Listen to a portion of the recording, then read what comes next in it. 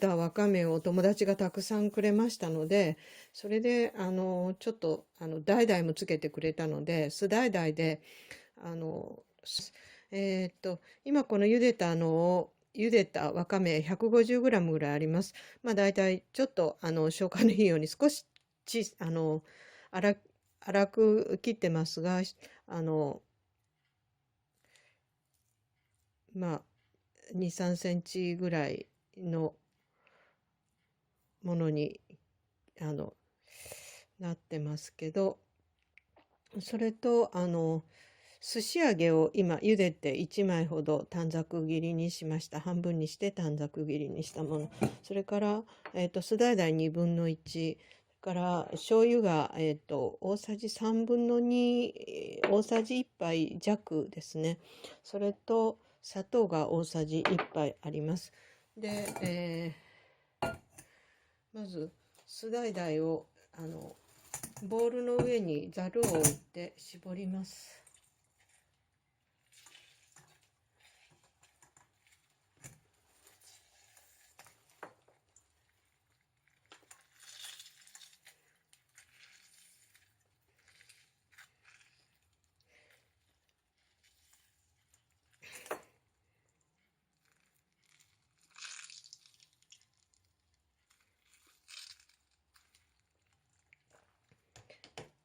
大さじ2杯半ぐらい取れましたかね。2杯半ぐらい取れてます。この中にお砂糖と、薄口醤油を入れます。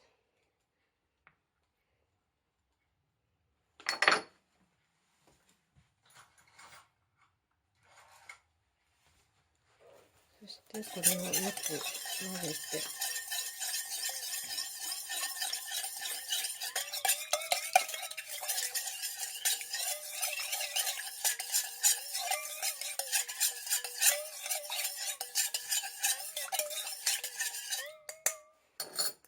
で、お砂糖が溶けましたら、ちょっとこれで味見をしてみてください。ちょっと私は甘口でこの分量が好きですけども、まあ、酢の物が好みの方はもうちょっと強い酢をレモンとか足してもいいかもしれませんし、まあ、優しい感じの日本にもともとある橙です。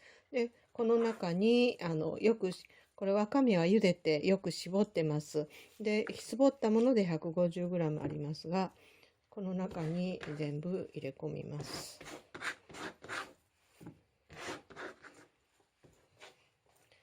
で油揚げはお鍋でお鍋の中に湯を沸かして沸騰させて、一度さっと湯通ししたものです。これで混ぜるだけです。